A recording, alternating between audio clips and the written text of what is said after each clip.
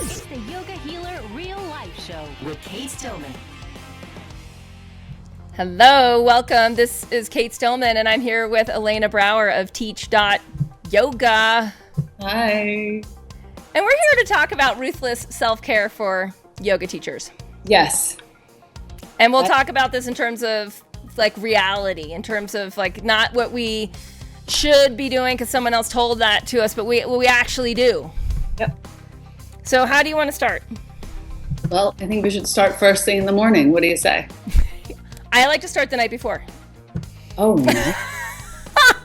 I'm so into it. Okay. Night before, I have to make sure that I'm in bed by 11 or I'm a wreck the next day.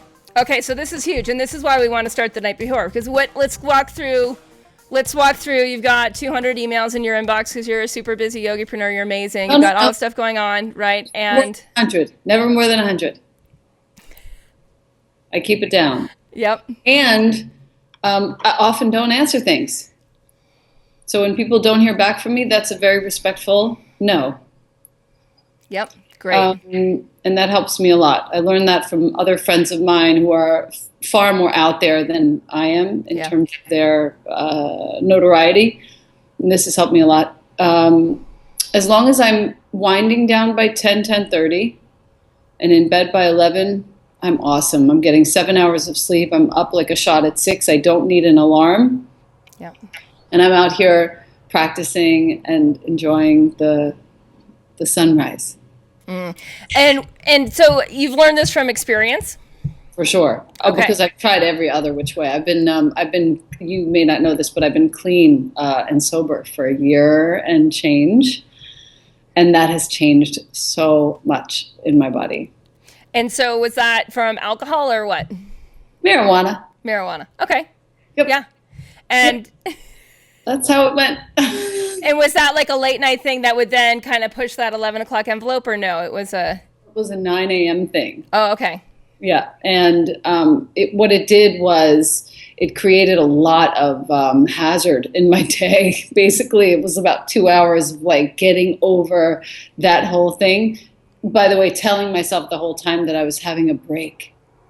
And it created a big conflict in my body. And so that 2 hour window that I am now normally working and being productive and taking care of the errands, that became the nighttime. And so I wasn't going to sleep until 12 or 1. Okay. It's very, very difficult. First world problems, and I understand that I put this all on myself, but to take it all off of myself and to fix it has been nothing but a blessing.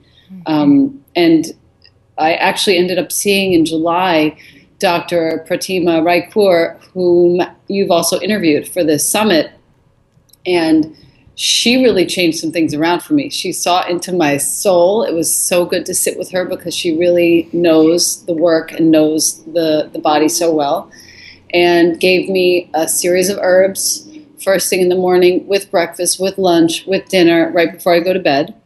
She basically gave me instructions that I am not to be in any way eating cold food, no ice cream, no treat, no applesauce, the things that I used to really enjoy that I thought I was doing myself a little favor, some coconut ice cream. No. And she got me drinking tea. I now have that, I don't know if you know about this product, Vita Minerals, makes a product called Earth, which I put in hot water, which is awesome.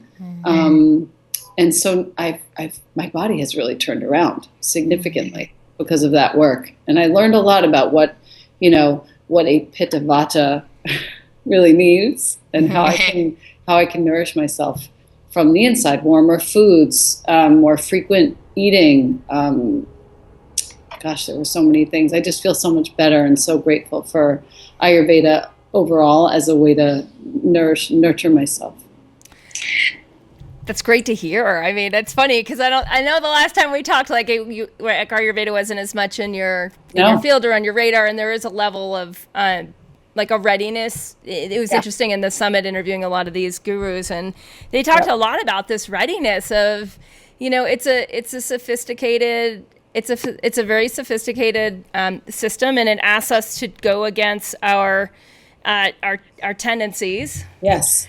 And to take care of ourselves in totally different ways. And by the way, coconut oil pulling is awesome. And my gums look totally different. My teeth feel totally different. Yeah. Great. So you guys, there's a podcast just on that. I think it's called Why. It's called like oil pulling. If you just do oil pulling yoga healer, you'll find a whole explanation and printout sheets on that.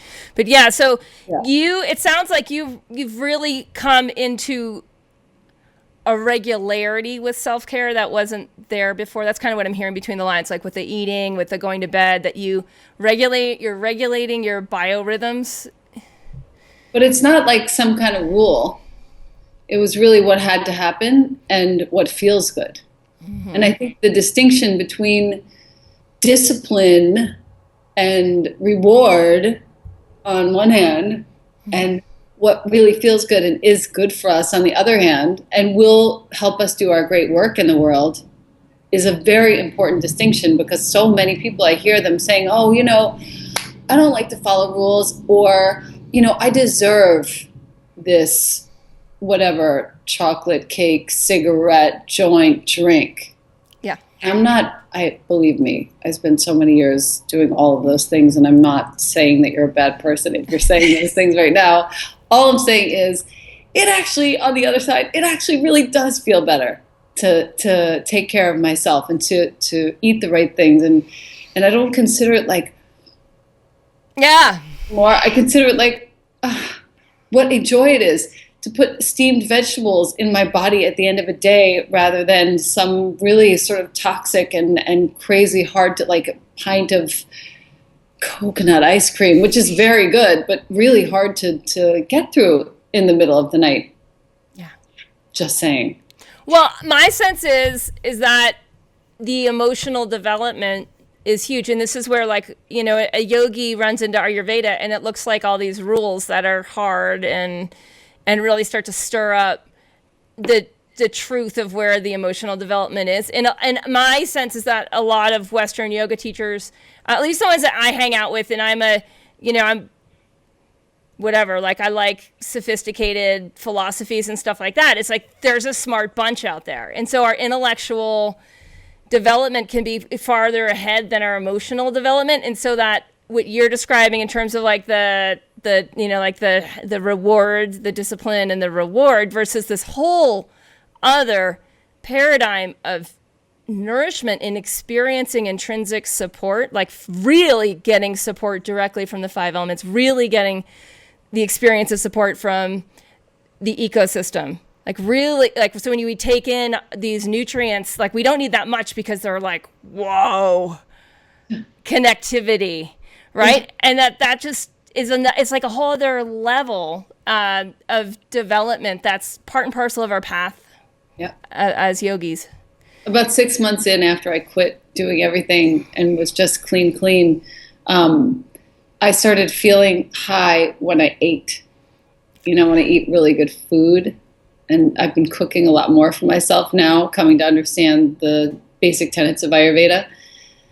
Mm-hmm. And boy, it's so nice to cook my own food and eat the food and then sit back and just kind of feel the lift of the nourishment, rather than need another lift from another substance.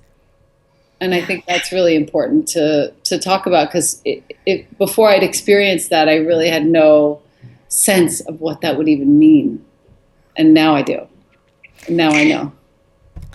And that's really, I think that, when we look at the teachings in yoga of tejas, of illumination, yes, right? And then if we look at the parallels in our Ayurveda of Agni, right, of the power of digestion, we do find like this is textbook, like you should get high from eating. Yep. Right? Like there should be a sense of emptiness, and then there should be a sense of fullness. And if we're not, because we're just like, oh, we're on the go, and there's the, the this and the that, and then the emptiness isn't happening. So then we can't have the reverberation of the deep fullness. And then we're just like, it's just Band-Aids everywhere. It's like, it just starts to look like, my kid loves Band-Aids. And she had these warts. This is funny. She had plantar's warts. And so we put lemon essential oil on them, and we put little cotton things and Band-Aids, and they went away. But in the meanwhile, she would take out 5 Band-Aids and take the wrappers off. And I'm like, there's just Band-Aids everywhere. And it's kind of like that. They love Band-Aids. They love Band-Aids. They do. It's such a funny thing. I'm actually really happy to hear you talk about Band-Aids because my kid also loves them, and I'm all about essential oils and letting things air out. So when we eat in a way that there's not this pulsation, and I'm glad you brought up cooking food, because this is something too that when we have this sort of ruthless self-care and we start to, I've heard people talk about, I've heard like my elders and mentors and be just like, Kate, you're just not there yet. Like this was when I was in my 20s or 30s, and now I'm in my 40s and I'm like, oh, I kind of get what they were saying. Like, oh, it just comes with time and practice. Yay, 40s, integration. of course. Right, but there's this sense of I can just like get the organic thing on the run. Mm-hmm. But when we enter this more ruthless self-care, because we get that the stakes are really high, we get that the stakes are all about what our experience is going to be the following day. Mm-hmm. Right? And how we're going to show up, and what our thoughts are going to be, what our emotions are going to be, what our level of connectivity is going to be. That like this is what's at stake, and it's not with the risk anymore. So we've had the thousands of times to experience how crappy we feel when we don't take care of ourselves the night before. How hard it is to get up out of the bed and peel ourselves up off the pillow. Yeah, and then there's junk in the trunk, right? It's like, and then we have to fix everything instead of starting from zero or starting like -5. It's yes, right. So let's talk about this in terms of your path of preparing your own food, because my sense is it really taps into preparing our own food body, right? This anamaya kosha, the physical. The dhatus, the physical tissues of ourself, that when we're preparing our food and we're doing it with consciousness, we're actually preparing our food body. So I'd love to hear your reflection or insights on what's changing as you're making your food. Well, there are a couple things. First of all, I just discovered a steam grill. I don't know if you know about this, but I just moved house, and I was standing in this home store near where I live now. And I look down and I see this steam grill. It's about this deep. It's about this big by this big. And it has grill marks in them, it's a cast iron. Oh, yeah. And a sort of a moat around the outside. I forget what it's called. It's a moat around the outside. So I eat chicken, I eat fish, I eat some meat. And you take a really nice, beautiful cut of meat, whatever it is, or your fish, or your tempeh. I've done it with tempeh and it's awesome. Grill for 2 minutes, put water in the moat, close it for 4 minutes on low, turn it off, bam, you're good. It is the greatest discovery I've made. Up until then, I was mostly quinoa, veggies, and I have to admit eggs. Uh-huh. And that was like my basic staple, and that's kind of what we ate around here all the time. I would cook fish in parchment. I would cook chicken with some panko. I would often get, my boys love filet mignon, and I would cut it really super thin and then just saute it really lightly in coconut oil, garlic, and be done. But now with the steam grill, honey, it's on every single night. It's so easy to cook a great meal that looks beautiful and tastes beautiful. We did sweet potatoes on it last night, sliced really thin. Everybody's in heaven. The most important thing that I find is that I had to stop. I'm a workaholic. So I had to stop working between the hours of 5 and when my kid goes to sleep, like 8:39, and just focus on making a meal, hanging out with the kid, chilling out and reading, doing whatever it is that is called for at that time of the day. And to respect that time of the day as the time for cooking and chilling is what Ayurveda taught me. Mostly the beauty of being able to get the food, prepare the food, and put it all together feels very ladylike to me. And I like the idea of homemaking as an art form. And this took some time. As you said, the emotional intelligence didn't come until I was in my 40s. And I'm now 45, just turned 45, and I feel very connected to the kitchen and very excited and honored to make food for my family. So that's where I stand on it. And I'm just discovering all the time more and more things that I can make and getting more creative. It feels great. And so in terms of this, because there's this concept in Ayurveda, like like when the priests were the cooks for the kings. Like, let's look at that. Okay. right? Huh. And I like that. isn't that cool? And so it's like you had to have a certain level of consciousness to prepare food for the king. And if everyone's in their own kingdom, And not right? everybody would be allowed to do it. And not everyone would be allowed to do it. And so it's like it ups the ante of like bringing consciousness into the food preparation. If we look at it really generally, like, you know, if we're all like king, we have to like get out our inner priest when it's time to make food. And you're talking about like the art of homemaking, right? Really brings that in, that there's a subtlety, there's a sophistication that's not just sophistication for the sake of sophistication, but it's actually infused with consciousness. It's actually infused with simplicity. Yes. And now my kid loves it. You know, it's like with anything. I never, ever, ever asked him to meditate or do yoga with me, not once. And he does it because he sees me do it and sees how happy it makes me. It's the same thing with cooking now. He comes over and he's like, Mama, let me do it. Get the tongs, flip the thing. He's like really excited. And I, of course, I'm so textbook silly that I, you know, try and help him too much, but now I'm learning how to like back up. He's 9 years old and I can let him do his thing. And if he gets burned, he gets burned. It's totally cool. And so I'm learning that too. And there's something of that in the act of cooking and sort of cultivating my connection with him around food, which I think will set the stage for him to be really healthy and have healthy habits around food for the rest of his life. Yeah, I think so. So I learned from one of my friends that the word like cafe, or the word like the word restaurant, which kind of came from France, and it came from I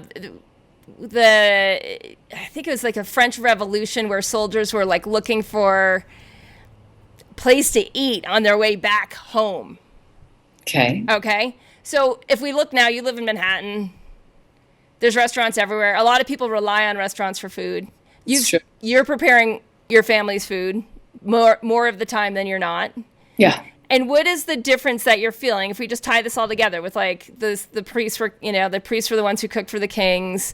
Yeah. We've got like restaurants are very new on the scope for humanity and our feeding of ourselves. And like, what are you finding in all of this sort of, because what I'm sensing in you more so than, I mean, we talked last, I think a few years ago, is like a lot more grounded, a lot more at peace, like a much more, you know, it's like a serene version. And is this coming from like, if you were to have to eat in restaurants all month next month? Here's the thing. You're eating in restaurants, you don't know what oil they're using. You don't know the size of the vat that it came out of, right? It could come, it's like, that is everything. I know what oil I'm using and I know how it's being used. So if I'm using really good that's for me, the whole thing is the quality of the ingredients. If the quality of the ingredients is great, you can't go wrong. If I'm going to go and eat at a restaurant, I'm eating bulk oil, bulk ingredients. Even if they're organic, they're still coming in bulk, and it's just not the same. It's not the same experience. Now, there's a place like Blue Hill in Manhattan where it's all coming straight from Stone Barns, straight to Blue Hill, and that's a real privilege to eat there. And I try and do that at least once a quarter, just treat ourselves to a gorgeous meal there and learn something about preparation and learn something about presentation and, you know, something about where the ingredients are coming from locally and what's in season and how it's getting really creatively arranged and prepared. Other than that, it's very rare that I eat in restaurants. I'll eat at like the vegan macrobiotic places. Yeah. And even then, God bless, even then, you know, you're not getting super high quality oil like the kind you can have in your own house. And I'm glad to pay. I spend so much money on groceries every month, and I'm glad that that's where my money's going because I think it's worth it for my family. Yeah. Yeah. And what is your sense too? So we have the ingredients. What also about your energy going into the food before it comes to your body? Because in my sense, there's a level of digestion that's happening in the process of us working the ingredients, selecting them at the store or the farmer's market, or for me in the field, right? And like, I talked to my apples. I was talking to my apple tree the other day. I'm like talking to the apples. I was talking to the kale in my greenhouse. I'm like, you guys did great this season. Rock stars, all of you, you know, and there's this, it starts there. It's like it starts, and if we're in a city and we go to a farmer's market, or we go to the indoor winter version of the farmer's market, and we're there and we're selecting, right? We're making contact we're merging, we're choosing. And then the way that I loved Maya Tawari's first book, that her first, I think it was Fundamentals of Ayurveda, something like that. Uh-huh. And she showed how to cut vegetables. Like, she spent pages and pages of how to like cut a carrot and anything, and like how to sort beans. And she's just like, get in there, like start to notice the lines and and how the carrot is formed, and don't violate its energy by cutting it wrong. I mean, and these things, when I was reading it, I was like 23. I was like, what is she talking about? Like, whoa, right? But now, when you like that. This is a great point, and it's very well presented, and I am absolutely going to consider that. I'm definitely getting her book, first of all. Fundamentals of Ayurveda, you say? Yeah, and I should see if it's, hold on, let me see. Because the idea of respecting the grains and the lines in the veggies, I think, is really valid. And I like the way, to articulate and make it a point to actually go into the selection process when you're at the store, and instead of rushing, and really, oh, hello, you're coming home with me, Yeah, totally. Like, you're going to get in here. I think that I subconsciously do that already. I'm like, oh, that's the one. Don't grab that one. Don't grab that one. I like that. I like that a lot. It really brings a level of fun and adventure to it that I wasn't thinking about. Oh, awesome. Yeah, and there's this sense of honoring our desire of like, I want this one and not that one, of like selectivity. So let's talk, you also mentioned about this restructuring your evenings. Yes. So let's just, in closing, really tie this up in a bow, because this is really huge, and this is what's missing. And when we look at like what's happening in immune disorder land, autoimmune disorder land, allergies, ADD, ADHD, like the obesity, like just the whole, like the catastrophe of the standard American lifestyle, right? And we look at this lost horizon of the mellow evening, which in Ayurveda we have kapha time. So we have this cloudy, juicy, congealing, it's a sticky, lovey-dovey time. And we blow that off because we got emails to check, and we got things to do, or laundry to do, or this and that. And all of a sudden we shred our immune systems because we forgot about the lovey-dovey, mushy, whatever. Like, let's just think about it as a rebuilding time. I've sacrificed it enough times to know that if I don't do it, I miss the time when it literally feels like, you said the word congealing, and all of a sudden a little light bulb went off. It feels like my immune system is like coming back together and bringing all the parts of myself back together after the long day of spreading it out everywhere. I really like that, the way you've articulated that too, and I think that's important to share with folks. I think that's a really great thing to say. Oh, and I like your image too. Like, that was great. Of like, your energy is all, it does what it does in the day. And then like, because right before it is Vata time too. So there we have like a time of, a lot of connectivity, a lot of etheric spread. And now it's like it does the opposite. So let's talk about this too, in terms of like being a mom and having a kid and a job and a city life and all that. Because I work with so many city people, and they're like, that's because you're in the country, Kate. And I'm like, no, wrong. Like, energy is energy. And you can do it in the city. You can do exactly what you're prescribing in the city. It takes a little bit of extra care and a little bit of extra planning, for sure. You can't call for take-in. You just have to plan your meals a few days in advance and really just give it some thought. We put so much effort into planning, let's say, an evening out with this person at this time, and this outfit, and this meal, and this, I'm going to drink this much and smoke this much, whatever it is that you're planning on doing, right? Why don't we put that much effort into the care? And I am standing for that. I'm standing for that, whether you're, talking about cooking your food, or you're talking about just coming home and taking care of yourself after you've been out. Just make sure that the amount of time you spend going out is the same time and intensity of energy that you spend taking care and moving in. I think that is a good way to sort of tie it up and teach that to our kids with our own actions. Yeah. Great. I want to just ask too, because I feel like people have lost the sense of play, of like being able to do nothing and not be productive. Yes. We need to reclaim time so badly. Just time for nothing, time for doing nothing whatsoever. My boyfriend with whom I live and my son, they set up the entire living room, which is open for yoga classes now. I didn't get any furniture in a big part of the living room in the new place. And they set it up like a spoon hockey arena. And so they play spoon hockey in my whole house, and it's so much fun. It's the end of the day. It's so cute. I'll sit here and draw, or I'll keep myself off the computer, and I'll still be doing a little bit of work, but it'll be note-taking, like going into one of my books back here and then taking notes rather than, having some electronic thing happening, which, God bless, it's helped us all. I totally get it. But at that time of the day that we were speaking of, it's really important that it's not around.